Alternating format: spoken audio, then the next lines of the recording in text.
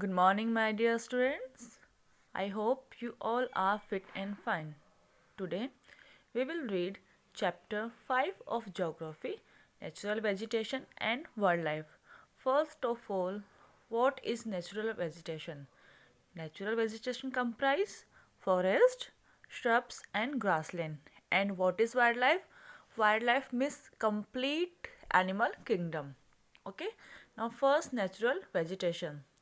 Vegetation is a very general term for the plant life. It means हम plant life के लिए जो term use करते हैं वो है vegetation. It refers to the ground cover provided by plants. Okay? Ground पे land पे जितने भी plants हैं उनको vegetation में include किया गया है. It is a general term without specific reference to particular taxa. Taxa means होते हैं species.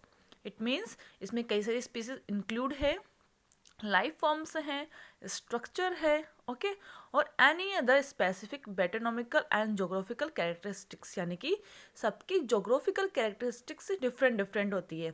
लाइक सबको अलग अलग टाइप के टेम्परेचर की नीड होती है और वाटर की क्वांटिटी भी सबकी अलग अलग होती है. इट मीन्स प्लांट्स के जितने भी प्लांट्स हैं सबके लिए इक्वल टेम्परेचर नीड नहीं होता है, सबकी अलग अलग नीड होती हैं.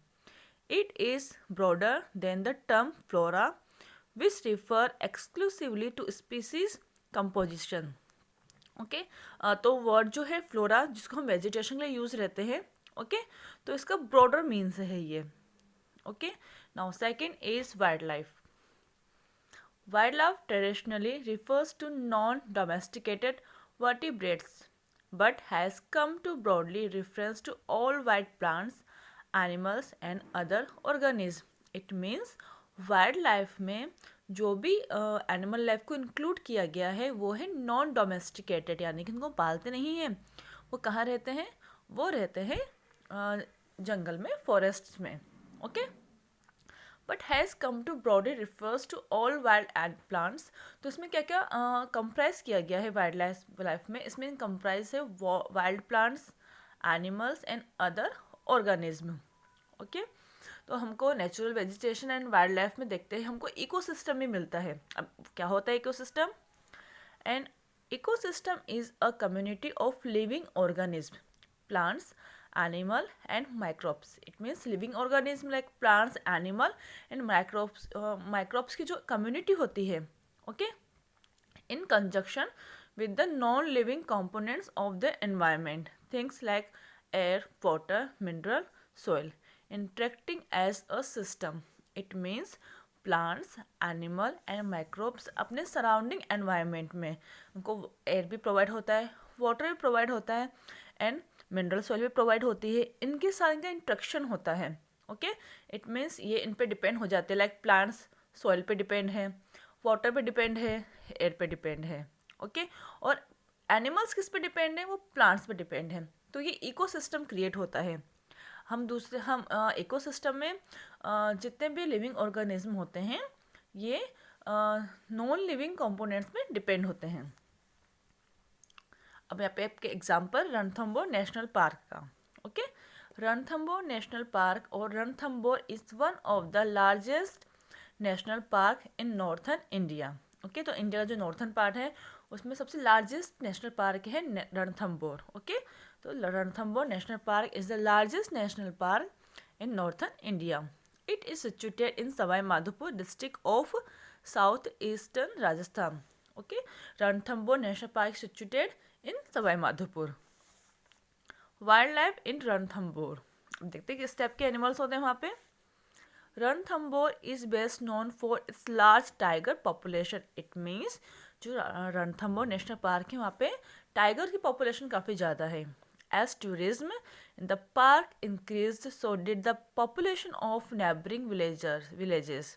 ओके, तो ये जो पार्क है नेशनल पार्क है रणथंबोर नेशनल पार्क, ओके, यहाँ की पॉपुलेशन भी आपको ज़्यादा देखने को मिलेगी क्योंकि यहाँ पे टूरिज्म वर्क ज़्यादा है. टूरिज्म इज़ अदर कंट्रीज से, अदर प्लेसेस से लोग यहाँ पे आते हैं, घूमने आते हैं. ठीक है, तो यहाँ की पॉपुलेशन ज़्यादा है.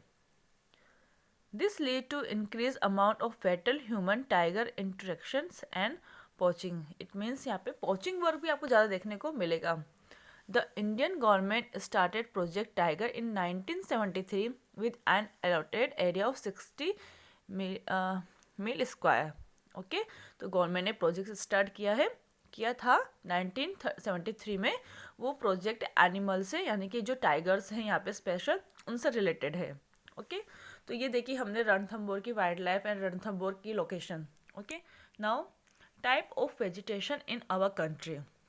हमारी कंट्री इंडिया में हमको वेजिटेशन में भी वैरायटी मिलती है. इंडिया एक डाइवर्स कंट्री है, तो यहाँ पे आपको लैंड फॉर्म में भी डाइवर्सिटी मिलेगी, लैंग्वेज में भी डाइवर्सिटी मिलेगी, ओके, रिलीजन में भी डाइवर्सिटी मिलेगी. इसके साथ ही आपको वेजिटेशन में भी और वाइल्ड लाइफ में भी डाइवर्सिटी मिलेगी. ओके, तो वन बाय वन हम इसको रीड करेंगे. फर्स्ट है आपका tropical rain forest, second tidal और mangrove forest, third Himalaya vegetation and fourth is desert vegetation. जो ये वेजिटेशन होती है इसको इसलिए डिफरेंट टाइप में डिवाइड किया गया है क्योंकि इनको अलग अलग टेम्परेचर की नीड होती है. Okay, like tropical rain forest के लिए टेम्परेचर डिफरेंट होगा, ओके, डेजर्ट के लिए टेम्परेचर डिफरेंट होगा, एंड हिमालय वेजिटेशन के लिए टेम्परेचर रेनफॉल डिफरेंट होगी.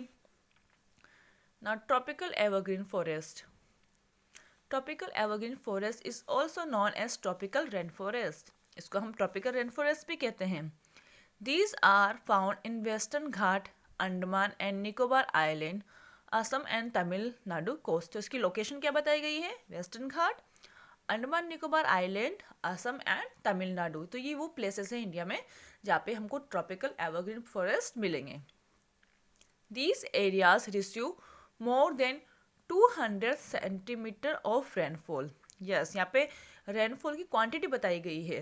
ओके, यहाँ पे जो ये लैंड है Andaman Nicobar, western Ghat, Assam, Tamil Nadu, in places पे जो फॉरेस्ट हैं वहाँ पे जो रेनफॉल होती है वो होती है 200 centimetre. Okay, the trees in the forest grow up to 60 metre. Okay, और ट्रीज की जो हाइट बताई गई है वो 60 मीटर बताई गई है. इनकी हाइट इतनी ऊंची होती है. The trees which grow in the forest are ebony, mahogany, rosewood etcetera. तो यहाँ पे वेराइटी जो बताई गई फॉरेस्ट की, उसमें जो ट्रीज़ है उसमें मोस्टली जो आपको मिलेंगे वो है ebony, mahogany and rosewood. Animal which live in the forest are. अब यहाँ पे है वाइल्ड लाइफ के बारे में.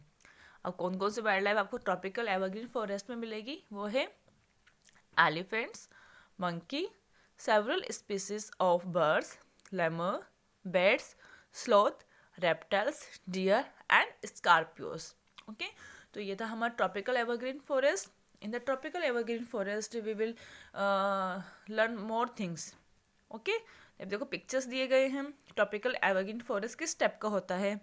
ओके, ये डेंस फॉरेस्ट होता है. ये आपके यहाँ पे वाइल्ड लाइफ के पिक्चर्स है, लाइक एलिफेंट है, इसमें लंगूर है, ओके, रेप्टाइल्स है.